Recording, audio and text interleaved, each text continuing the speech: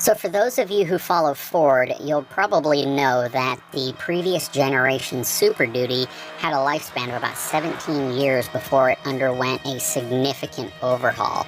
Now, that's not to say that during that period of time they didn't constantly improve the design and add a lot of different changes from the front end to the back end to the overall size, the ride height, the suspension, all sorts of things changed along the way, but they were incremental evolutionary changes. But in today's world of trucks and its highly competitive nature between all the different major manufacturers, you really can't go that long without significant changes to the truck. So a good way of understanding that is by looking at the current generation Super Duty. It appeared in 2017 as a complete platform change from the previous generation, which again spanned like 17 years of life without any major overhaul. Well, in 2017, they decided to go all aluminum and really match a lot of the characteristics and features of the F-150 in terms of the overall cab design. Well, in 2020, you saw the first mild change. It was essentially a mid-cycle refresh, pretty much by simply modifying the front grille and headlights, which improved them significantly, and then also making some changes to the taillights and the tailgate. The engine also got a pretty big update and produces more power and horsepower, and I still think it's class leading in terms of overall horsepower and torque.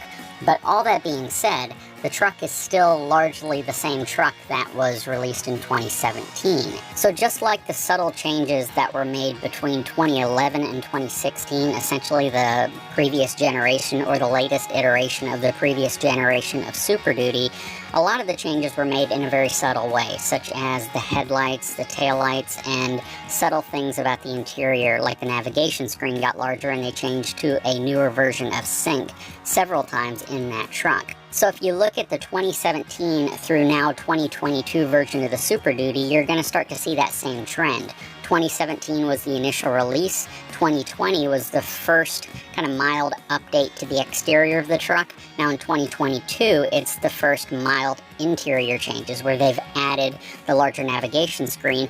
However, most of the other features have remained largely the same, but they've again modified the dash area to accommodate the larger screen and some of the newer touch feel items that you're seeing in the new F-150 as well. So something else that you see Ford do, as well as all other major manufacturers whenever they do these mid-cycle refreshes, is they usually introduce some type of new appearance package or some new color option, as well as possibly eliminate some of the color options that are available. Now they do this because again, they want to keep the lineup fresh, and one of the easy ways to do this is to eliminate or add colors and add appearance packages.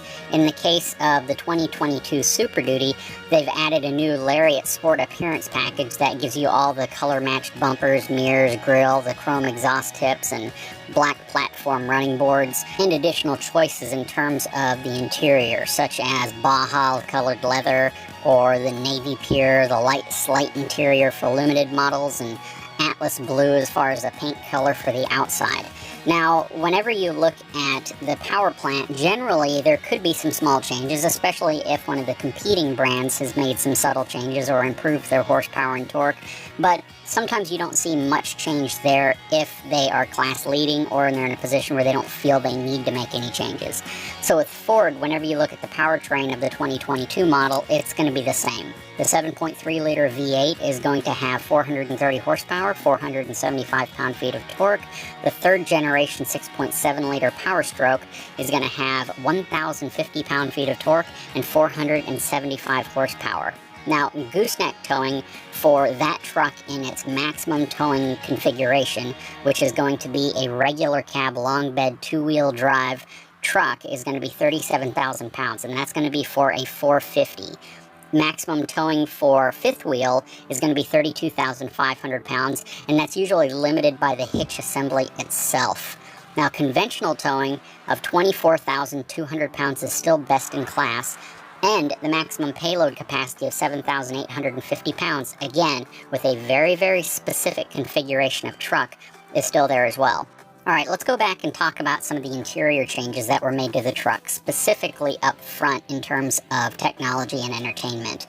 So most people are going to see right off the bat that they went to a new landscape-oriented 12-inch center touchscreen with Sync 4, and this is actually standard on Lariat and above model trim packages, which is really cool. One of the other things that they've done, and you may not catch this right at first glance, is they've removed the climate control features from the touchscreen and they've made those physical buttons and knobs below the screen, which I think is a brilliant idea.